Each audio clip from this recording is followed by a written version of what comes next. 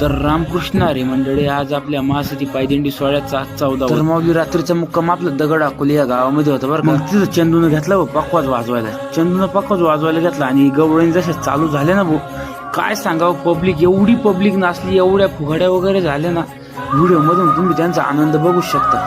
मग माऊली सकाळी मस्त काकडा भजन वगैरे झालं आणि आलो भाऊ थोडा पुढं आलो तर आपल्या लंके साहेबांना बरं इथं वारकऱ्यांसाठी नाश्ता वगैरे आणि पाणी बॉटल वगैरे सर्व करून ठेवली आणि तिथं एक विठ्ठलाची मूर्ती लईच भारी बरं का, ती तुम्ही नक्की बघा. मग तिथून थोडं पुढं आलो तर मग वारकरी बोलले बा जरा तुम्ही धोतर वगैरे घातले दोघांनी, मग फोटो वगैरे काढा. मग त्याने जरा आमची व्हिडिओ वगैरे काढली आणि तिथं आपल्या मूर्तीसमोर फोटो वगैरे काढले आणि निघालो पंढरपूरच्या वाटेत. मग तिथून थोडं पुढं आलो तर मग होतं बा तिथं नाश्त्याला काय नाही भेळ वगैरे होती.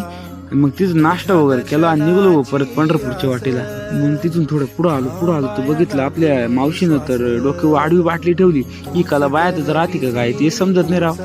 मग तिथून थोडं पुढं आलो तर बघितलं आपलं निवृत्तीनाथ महाराजांचं रिंगण इथं होणार होतं.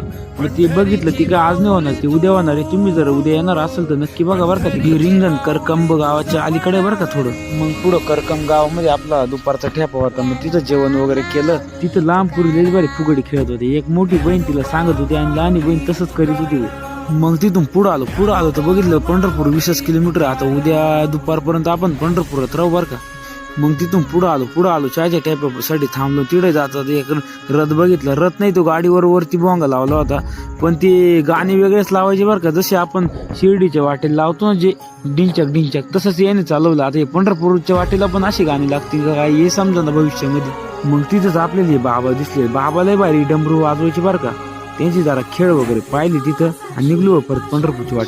मग तिथून जरा पुढं आलो तर हरिपाठाचा टाइम झाला. मग काय आपल्या गाडीचं डिझेल जरा कमी होतं. मग डिझेल टाकायला गाडी गेली आणि चंदून घेतला पकवाज गाड्यामध्ये अटकून. मग काय निघालो पंढरपूरच्या वाटेला.